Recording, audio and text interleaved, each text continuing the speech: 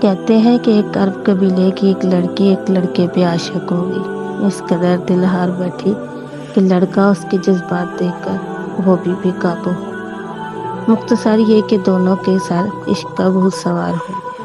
لڑکی کہنے لگی کہ میں تمہارے بغیر جی نہیں سکتی، گھر والے میرے مانیں گے نہیں، بہتر ہے ہم بھاگ کر شادی کر لیتے ہیں۔ لڑکا کہنے لگا کہ میرے پاس تم کو دینے کے لیے کچھ خاص نہیں۔ لڑکی نے کہا میرے پاس ایک تیز رفتار اونٹنی ہے، ہم رات کو ندی پار کر کے دوسرے شہر روانہ ہو جائیں گے۔ لڑکے نے بھی ہاں کر کے رضامندی کا اظہار کیا۔ رات کے پچھلے پہر مقرر وقت پر دونوں ندی کنارے اکٹھے ہوئے۔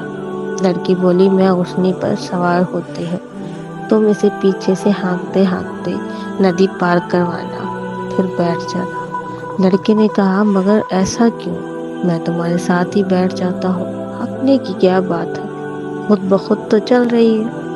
لڑکی نے کہا اس کا باپ بھی ہمارا پالتو اونٹ تھا، اس کی عادت تھی کہ وہ بیچ ندی میں جا کر بیٹھ جاتا، پانی دیکھ کر مست ہو جاتا تھا اور مارنے پیٹنے پر بھی ڈیٹھ بنا رہتا تھا۔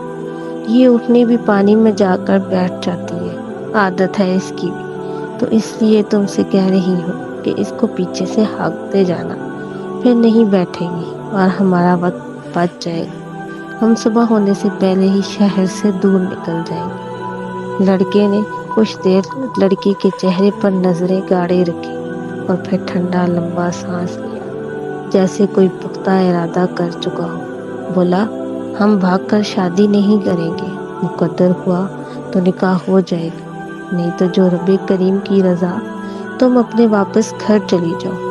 لڑکی نے کہا مگر کیوں، اچانک کیا ہو گیا تمہیں؟